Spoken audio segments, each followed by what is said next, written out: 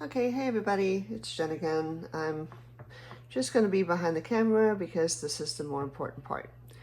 So one of the questions I get a lot when I get a new student is how to name or play the notes in between the two staffs.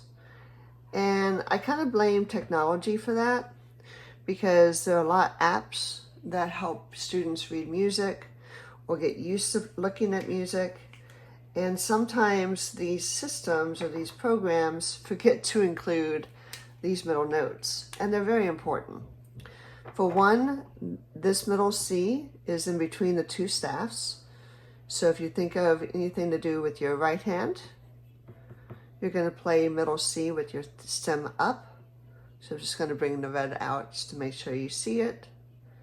And the line is on its own because it's only as needed. Bass clef also includes that middle C, but it's stemmed down and usually a little bit lower in the paper.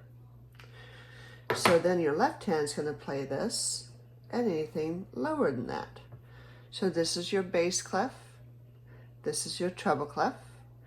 So anybody up here is going to be played by your right hand for the most part. Anything below here is going to be played by your left hand, again, for the most part. It's a good rule of thumb. So you have these different kinds of notes up and down the staff, but what happens when you see these middle ones? So if you are playing a piece of music and your notes are in between the two staffs, like this B and D, C here, I'm just going to get this kind of tidied up. Sorry about that. Okay. Then your left hand is going to be playing the B and the C. I'll demonstrate that in just a second. So your left hand, thumb, would be playing the C, and the two would be playing B, like that. If we flip the stem over, and by the way, the stem is from the note head. I'll point that out. So this is the note head. That's where we get our name of the note. This is the stem. Okay. So if the stem is on the left and facing down, and let's add another note here, a B. It's the same C. So we play it down. If you're going to play the same note stem with the stem up on the right, let's add a D here, you're playing it with your right hand.